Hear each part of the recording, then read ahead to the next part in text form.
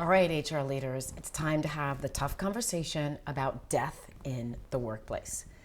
Alec Baldwin's accidental shooting of Helena Hutchins and Joel Souza really amplifies how we are so deeply unprepared in most cases to handle sudden death or traumatic death in the workplace.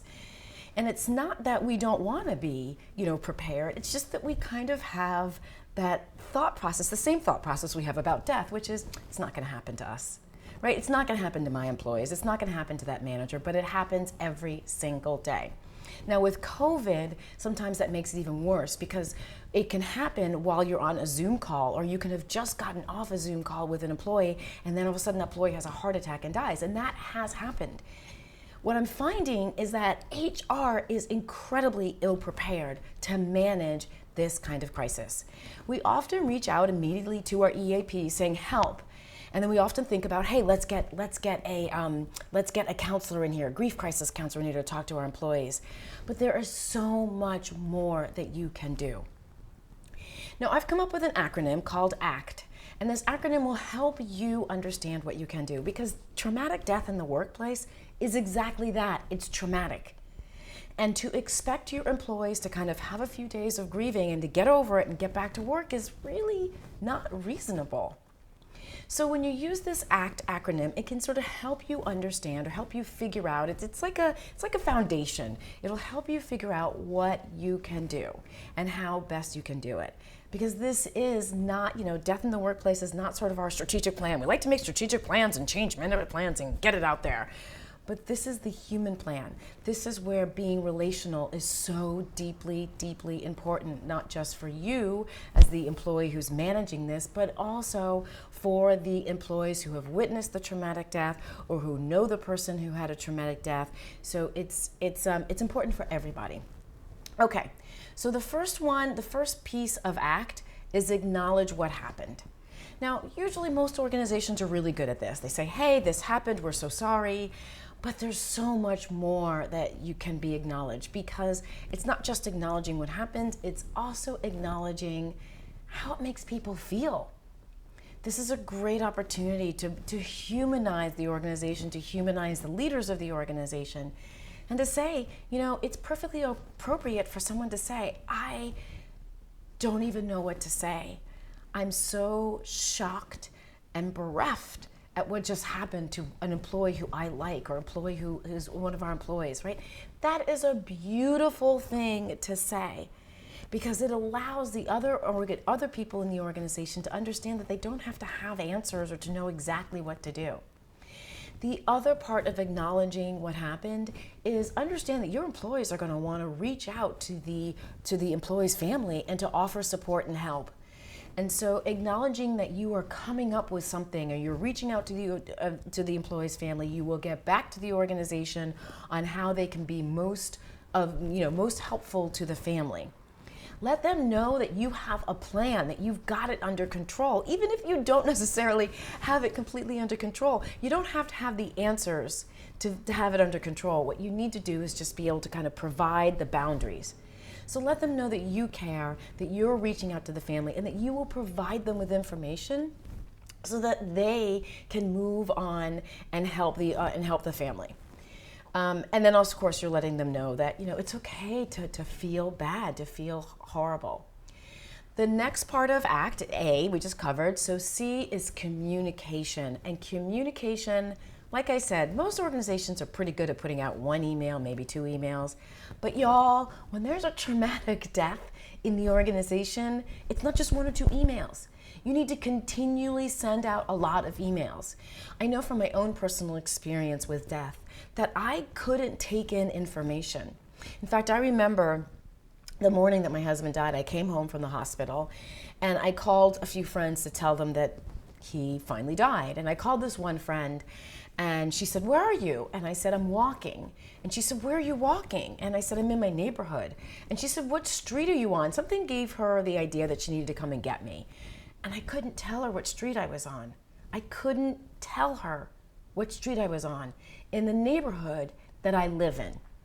So when you are dealing with people who are experiencing a traumatic loss, don't expect one email to cover it all. Communicate often. You can say, hey, you know, I know that this is going to affect your work. This is what we're going to do with their belongings. Or we're thinking about this is what we're going to do with their belongings. If you're interested in helping, let us know.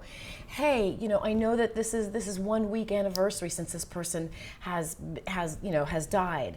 It's okay to feel these things. Hey, this is the 30 days after this person died. It's okay to feel these things. And maybe you're feeling this, or maybe you're feeling this. Maybe you're feeling your productivity waning, right? Talk to the managers and give the managers tools to manage employees who are grieving. Now, really one quick caveat. It's not a manager's job to like help an employee grieve, right? So just keep that in mind, but give them the tools to know how to talk to an employee who's grieving, who's having a tough time. Give them the tools to know how to manage their own grief. So that communication piece is so important, and it's something that I see most organizations do not take advantage of. All right, and then the last one is T, which is taking care of others. In human resources, this is our job, right? We're a service organization. We're a service industry. We help companies build incredible productivity and discretionary output for employees. That's our job. Our job is to support the organization. And that also means that our job is, in times of trauma, to help take care of others.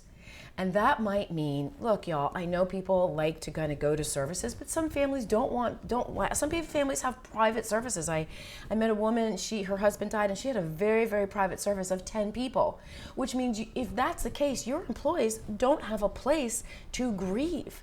So it's okay to have a memorial service at work or via Zoom, however it is you all are working. It is okay to send out little tips about taking care of each other. Please remind your employees that you have an EAP program that can help employees deal with some difficult emotions. Grief sucks. First-hand knowledge, grief sucks. And there is so much that we can do as HR leaders to help our employees grieve when there is a traumatic experience. Now, lastly, I want to talk a little bit about grief counselors, because that is usually the go-to. People think, okay, we have this death, we're going to bring these grief counselors in for a couple days and voila, it's going to be better. It's not. I am not a fan of just bringing in grief counselors. What I am a fan of is coming up with a strategic plan of how you're going to support your employees dealing with this crisis, and using grief counselors as part of that strategic plan. I have seen it time and time again where organizations think that bringing in grief counselors for a few days is going to solve the issue, and it's not. You know, building an organization that is, oh, listen to those sirens. Okay, we're going to keep talking. Building an organization that is dealing, okay, you know, I'm going to talk really quick about the sirens. So I used to hear sirens and think, oh my gosh, that's so sad, like someone needs help. And my husband would hear sirens and think, good, help is on the way. So just a little kind of switch of the frame of reference there. Okay, employee engagement.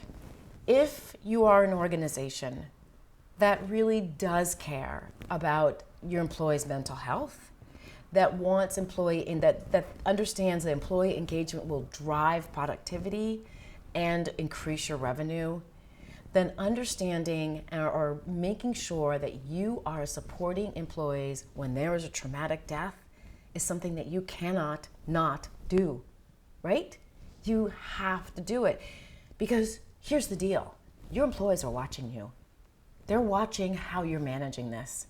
And based on how you manage traumatic death in the workforce, they are going to be judging whether or not it's a company that they want to stay and work for. So do something. Don't sit around and don't just throw out some grief counselors and call it a day. Your employees are watching you. They're watching to see if you are actually walking your talk. Are you walking the company's values? Is your CEO or your managers, are you as the HR leader walking those company values in this tragedy? Because if you're not, that could affect your employees long term. All right, well, thank you so much for joining me in this quick little chat. I'm going to be posting videos every single week on Wednesdays, as well as a blog post. And you can also join my newsletter, which is linked in the video below. Also, if you are just beginning in this journey and you don't even know what to say to an employee who's dealing with a traumatic health crisis, be sure to go to 100actsoflove.com and download your free 5 phrases never to say and what to say instead. And you know what? Even if you don't have an employee in crisis, download it for yourself, because being in a health crisis is part of being human, and knowing what to say or what to do will make you feel so much better about yourself and make you and allow you the opportunity to show that person how much you care for them. All right, until then, please remember, you matter. Thanks for joining me.